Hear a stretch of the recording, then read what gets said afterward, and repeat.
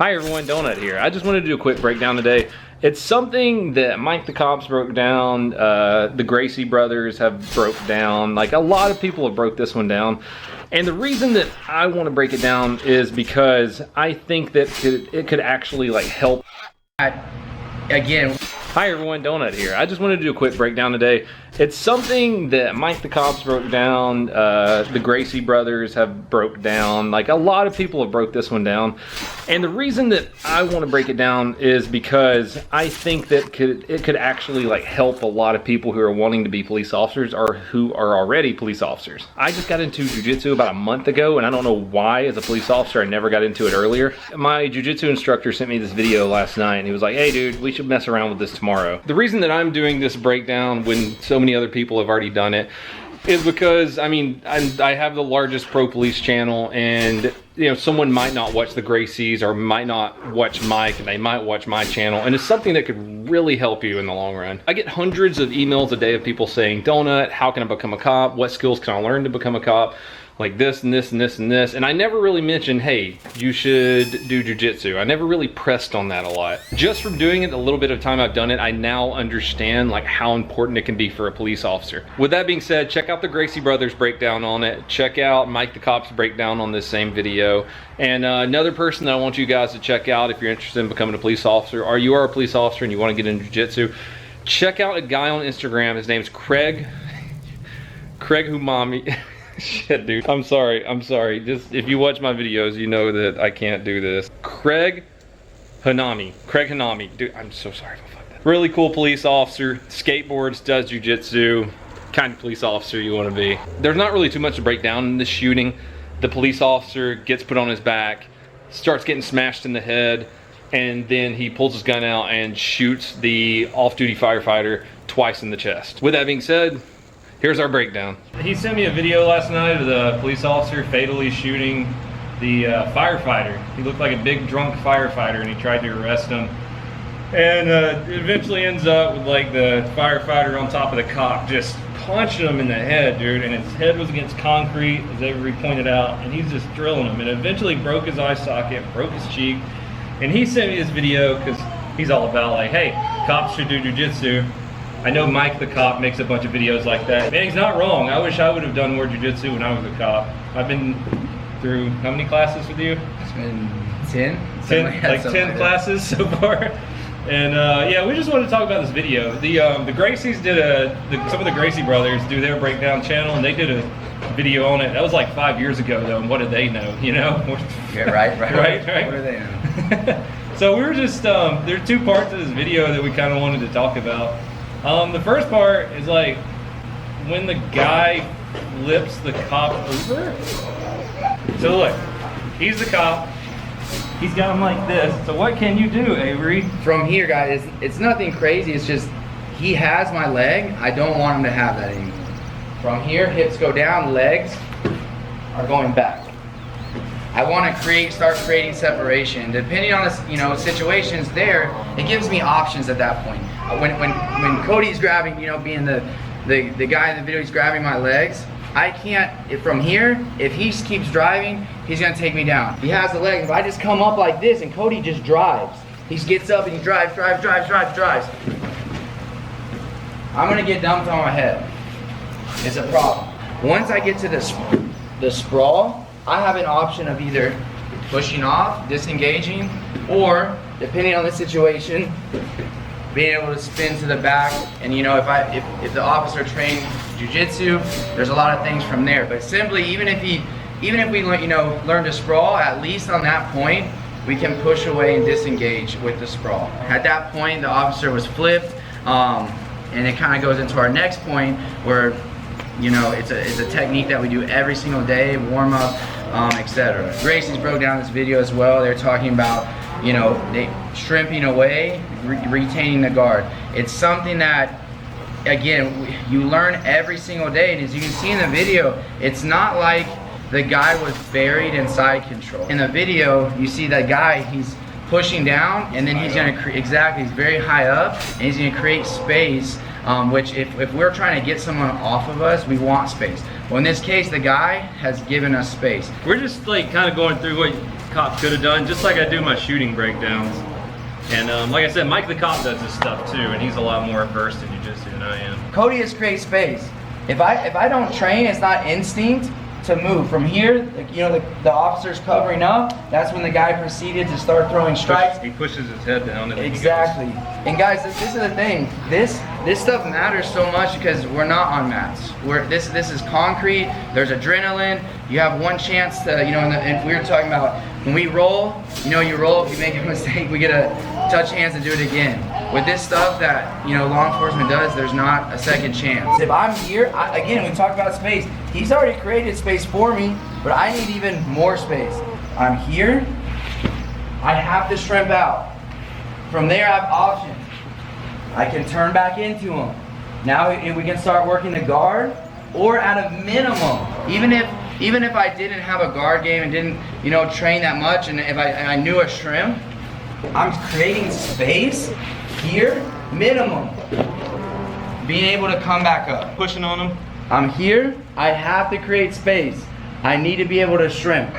So I'm here, shrimping away. I have two options. I can turn in, retain the guard, or I'm here, I shrimp out, create space, I'm coming up. Maybe it gives me some more time to think. The sprawl and the shrimp doesn't take, you know, hours and hours and hours. It's something that, if you can get in there and train, maybe. First thing you learn. Yeah, it's like, you know. Was a shrimp. Exactly, shrimp. Most days you go in, the first day, you're gonna learn break fall, shrimp. Anytime you do stand up, you know, you don't want to get taken down, you're gonna learn that basic sprawl. So it's something that, you know, if you're able to, man, get in there and start training. Not that guy didn't like have it coming at that point when he was bashing him in the face, but you know, shrimp could have saved his life. You know, but I don't know. I'm not an expert. Avery knows more than I do. He's just showing me stuff. What's up? He's good, man. Christian's over here in his octagon, not very happy. Getting some training. He's getting some training. Stand up isn't the best yet. You gotta learn to walk first. He's good on the ground though. Oh, there we go. Hey, buddy.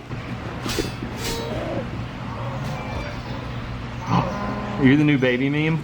Have you seen the baby meme? I've not seen it. Oh, I gotta show you the baby meme. Yeah, that's funny. Like I was saying, I'm no expert at this stuff. Avery's been doing it for a long time, and I'm just wanting to show you guys that there are more options out there. Hope you enjoyed this short video. You know, he sent me this last night, and I was like, hey, let's just throw something together. Mike, I'm not trying to take your platform, man. I'm not trying to take that. I just saw that and wanted to, you know, make a little video real quick. We need to make a video together sometime, Mike. It's Friday.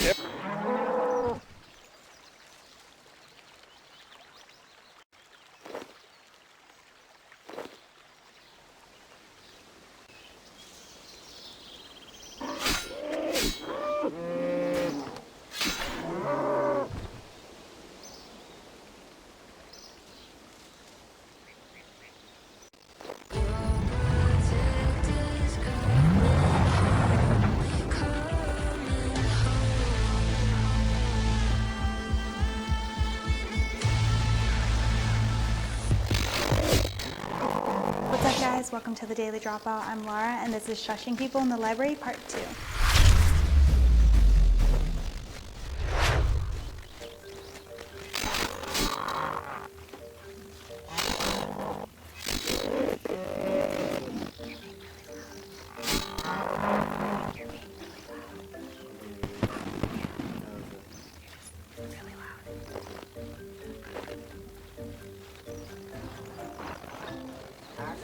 Shh.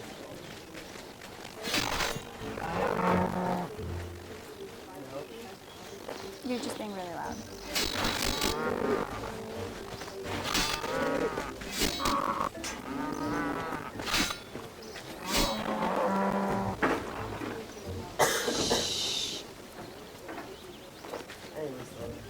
Shh. All right, you're too loud. Oh my God.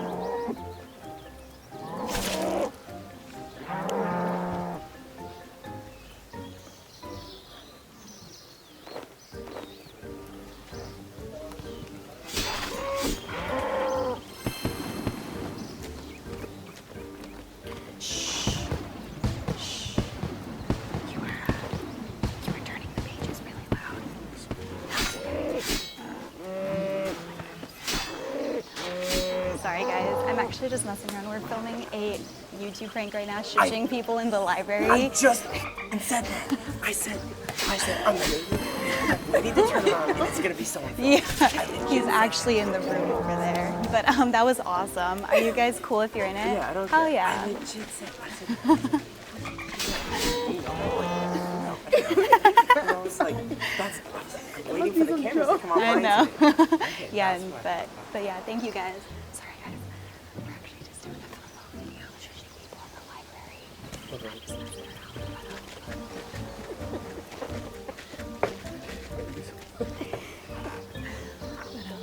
Are you cool if you guys are in it? Yeah. You can check our car channels, go up the daily dropout. Thank you guys. Alright guys, thank you so much for watching. I hope you enjoyed. Don't forget to give us a thumbs up, subscribe, and follow us on Instagram.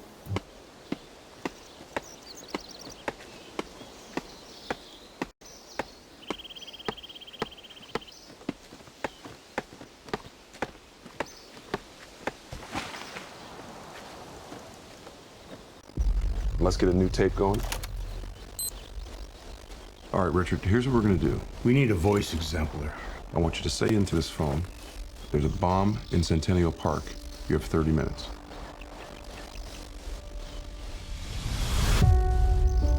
Richard, you're a national hero now. Thank you, sir. But I was just doing my job.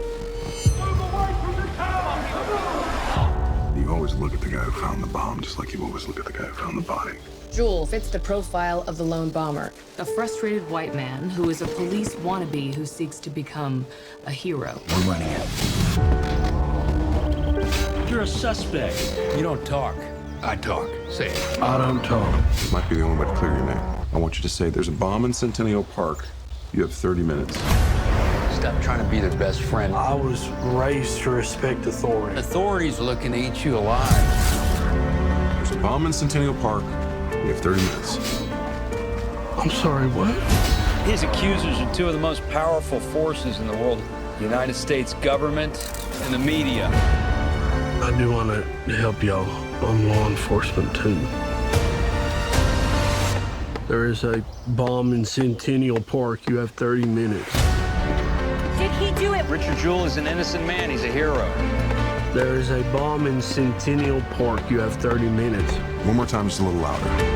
I report the facts. You've ruined this man's life. There is a bomb in Centennial Park. You have 30 minutes. Do a couple in a row. My son saved people's lives. There is a bomb in Centennial Park. You have 30 minutes. You set that bomb. There is a bomb in Centennial Park. You have 30 minutes. I don't know how to protect you. I think your client is guilty as hell. They want to fry you. You ready to start fighting back?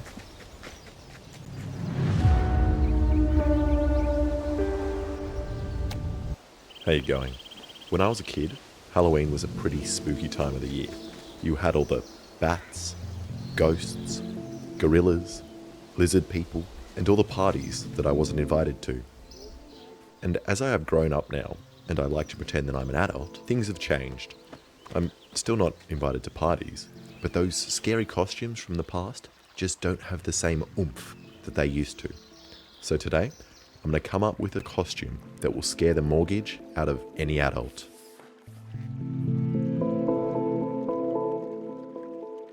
So what scares adults? And I think there are a lot of things. For me, one of the scariest parts about getting older is having the knowledge that I am biologically aging.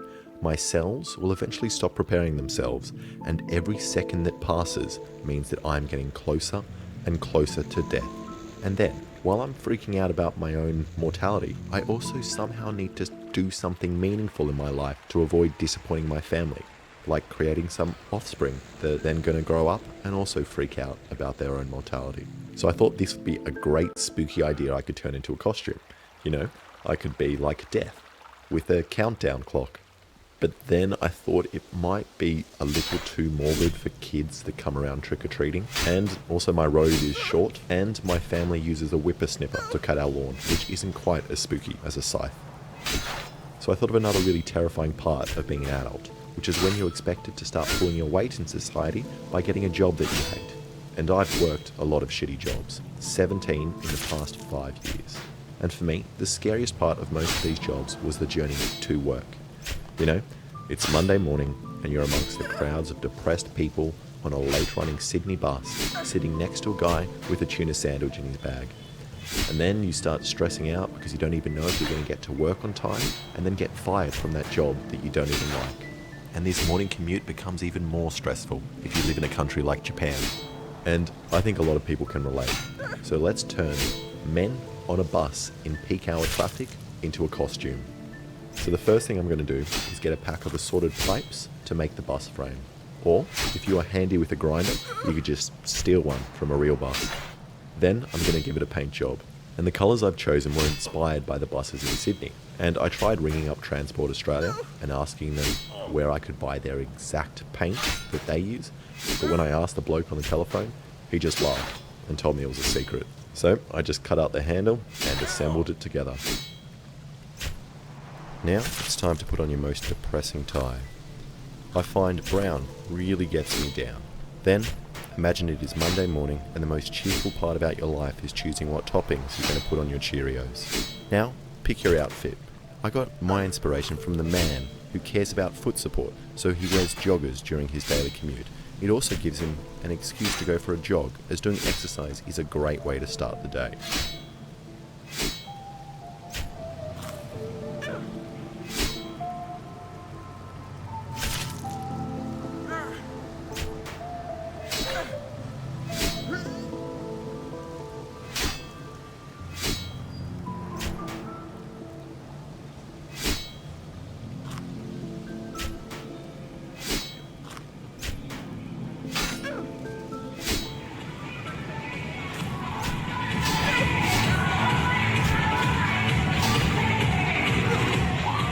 There you go, the scariest costume known to mankind. If you like that, make sure to subscribe and check out some of my other stuff.